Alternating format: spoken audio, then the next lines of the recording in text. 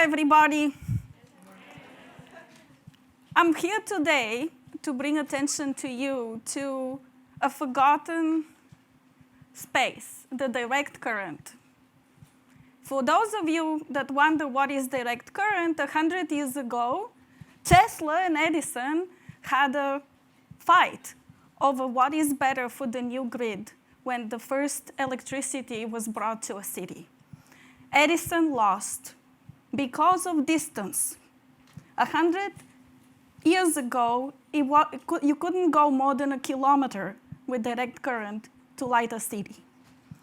The grid today can go miles and miles thanks to alternating current.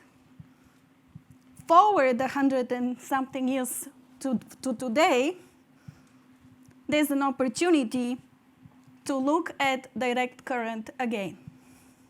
And how did we get there? We can look at it at resurrecting direct current, one house, one block, one village at a time. Why? Because of solar. Solar power, the potential of solar power is over 26,000 terawatts.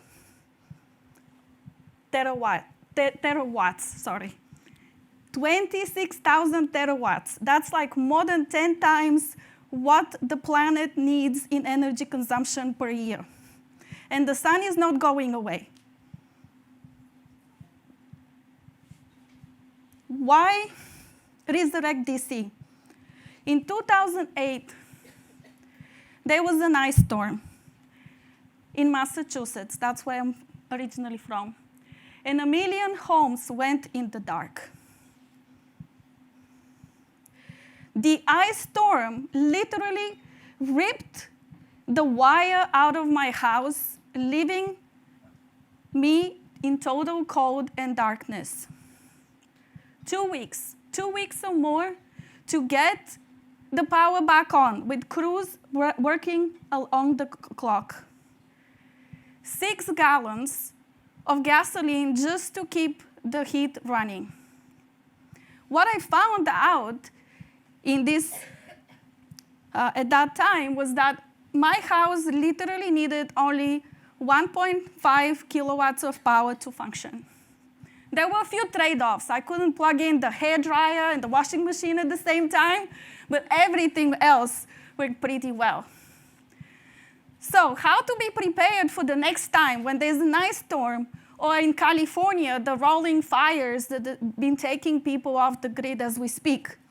I decided to turn my house into a solar-powered house.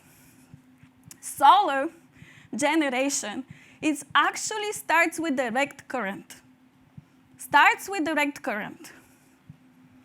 And unlike in 2008, when most of the projects were do-it-yourself, today there's Project Sunroof, and it can tell you how much you can save just by putting solar for your house.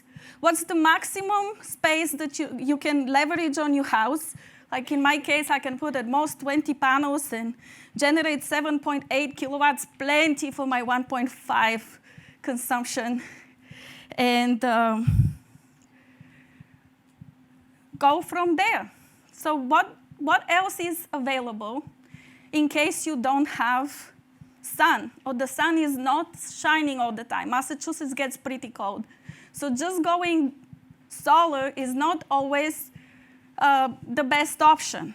So what I looked into was some other alternatives, also in the renewable space, that can be applied to residential. Meet my friends from Icewind in Iceland. They are on their journey to create a vertically spinning wind turbine that is with less noise, it's stackable, and can be used for residential. One of those, it also runs on minimal wind, so it requires 10 miles per second wind, and you can get like 4 of those to power your house when the sun is not there. In another option of renewables that can also benefit small communities is hydro.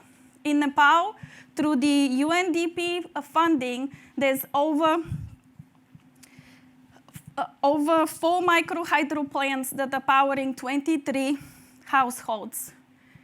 And what you see there in the photo is a village that with one hydro plant was able to provide LED lighting and power for charging phones and computers in the village. And suddenly that village was connected to the world and had opportunity to study, and they're thinking about adding a hospital. More modern solution is another startup, Emergy. What they figured out is how to use the canals and the the wastewater channels running through towns by just providing an creek turbine. So just one of those can power my house just like the 20 solar panels.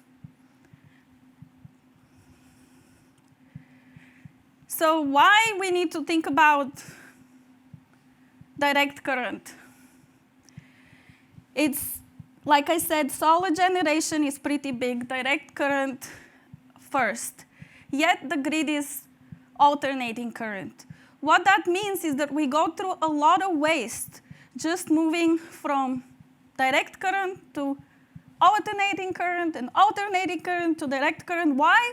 All the new technology we use runs on direct current. LED lights, electrical vehicles, electronics, smart TVs, they're all DC. So 30% gets wasted from our solar panels to our AC grid.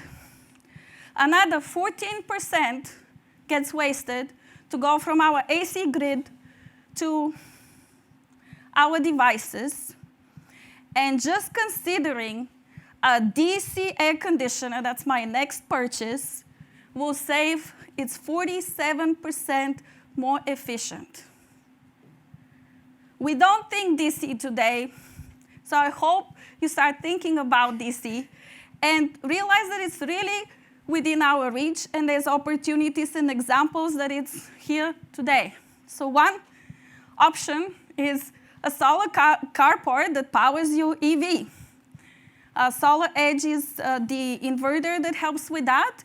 And there's also another company that provides this kind of solution at scale.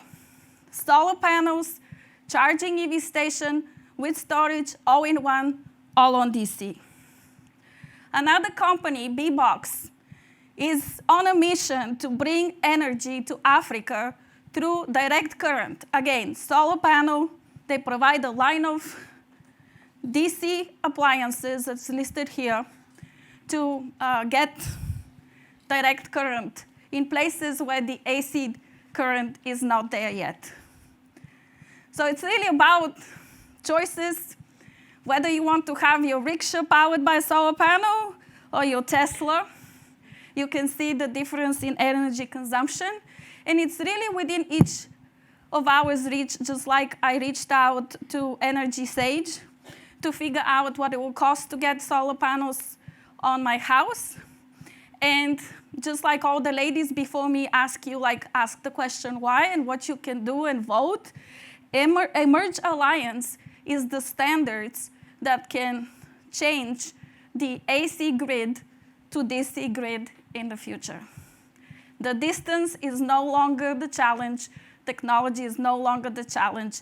It's our choice to bring DC and save over 50% of power just by connecting our solar to our air conditioner consumptions starting this year to take advantage of the 30% tax credit.